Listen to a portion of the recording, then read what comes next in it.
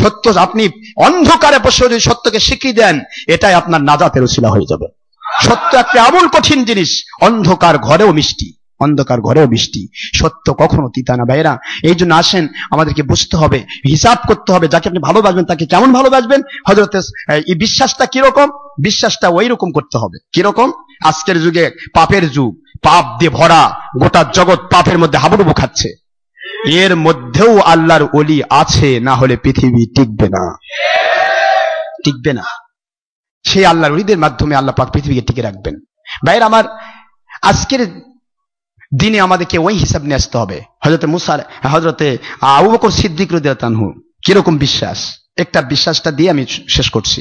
বিশ্বাস কিরকম? আবু বকর সিদ্দিক রাদিয়াল্লাহু তাআলা আনহু, উনি এখনো নেই।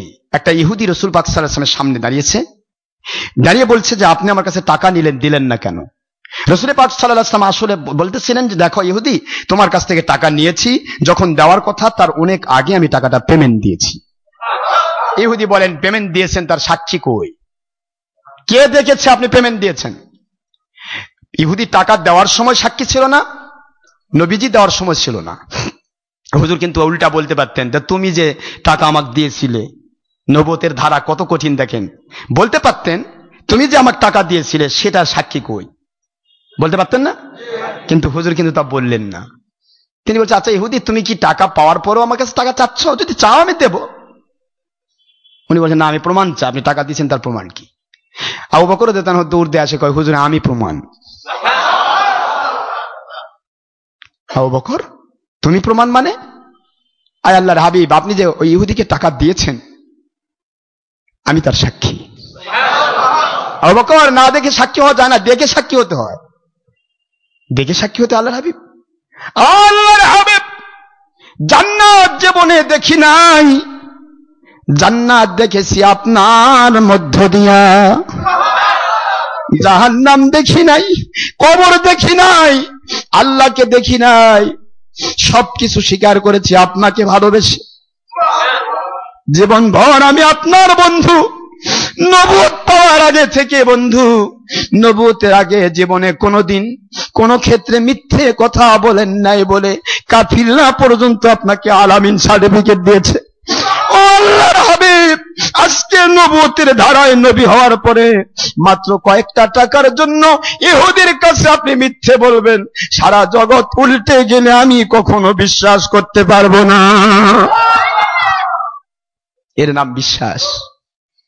আপনাকে যদি বলে যে ডক্টর আশরাফ সিদ্দিকী ধরা পড়ছে, তাহলে বাপ রে আর যাবো না জীবনে, কারণ ধরা পড়ছে। আপনাকে চ্যালেঞ্জ করতে হবে, এই ধরা পড়ছে, চল তো দেখি, যাই দেখি। তাহলে যে শয়তান আসছে, শয়তান এমনি ভাগবে, দৌড় দেবে। চ্যালেঞ্জ করতে হবে। মিথ্যে কথা বললেই যে আপনি পারবে হয় হঠাৎ করে ঝড় থেকে পিছলে যাবেন? আগেই বলেছিলাম যে চোর ডাকাতি করবে যার ভাই সম্পদ আছে। আপনার কাছে সম্পদ আছে, ইমানের সম্পদ, আপনার কাছে শয়তান আসবে, আপনাকে ধোকা দিয়ে শয়তান দূরে সরে দিবে। এতে আপনি একজন লোক যদি ডক্টর আশরাফ সিদ্দিকীতে কেটে যান, আর ডক্টর আশরাফ সিদ্দিকী কিছুই হবে না, ক্ষতি হলেন আপনি সত্য থেকে দূরে সরে গেলেন। এটা ইবলিসের বড় পাওয়া। আমাদের এখানে একটা লোক আসলে 5 টাকা আমার বাড়বেও না, 5 টাকা কমবেও না, এরকম চিন্তা আমাদের মাথায় নেই। আমাদের চিন্তা হলো একটা মানুষ পৃথিবীর যে প্রান্তে থাক, সে জান্নাতি মানুষ হয়ে মারা যাক। এটা আমাদের টার্গেট। আমাদের টার্গেটে কিছু নেই, কোনো স্বার্থ নেই। আপনার বাড়িতে গিয়ে বিবি বাচ্চার সাথে দেখা করবো সেরকম চিন্তা নেই, এক লোকমা খাবো ও চিন্তা নেই। চিন্তা হলো আপনি কি করে আল্লাহকে পাবেন, কি করে আল্লাহর সন্তুষ্টির রাস্তা পাবেন, এইটা দেখানো আমাদের দায়িত্ব। এই দায়িত্বে আমরা কাজ করি ভাইরা। হযরত আবু বকর রাদিয়াল্লাহু আনহু যখন এরকম কথা বলেছে, আল্লাহর হাবিব আপনি দিয়েছেন আমি বিশ্বাস করি, ইহুদি সঙ্গে সঙ্গে বলছে, ও আল্লাহর নবী মুহাম্মাদুর রাসূলুল্লাহ সাল্লাল্লাহু আলাইহি ওয়াসাল্লাম, পরীক্ষা করার জন্য আপনাকে যে কথা আমি বললাম, এতে তো আমি সন্দেহ মিটে গেল। আমি চেয়েছিলাম আপনি বার্গেনিং করবেন, রাগ হয়ে আমার উপরে জুলুম করার চিন্তা করবেন। না না না, আপনার প্রতি আপনার ভক্তদের, আপনার সাহাবীদের এত বড় বিশ্বাস, এ বিশ্বাস কখনো মিথ্যে হতে পারে না।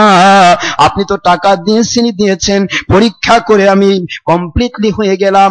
আজকের দিন থেকে আমি আর ইহুদি থাকতে চাই না, কলেমা পড়ে মুসলমান বানিয়ে দেয়।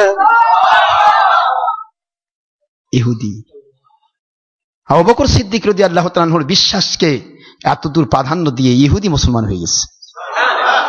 বিশ্বাস রাখতে হবে, বিশ্বাস সবচেয়ে বড় জিনিস।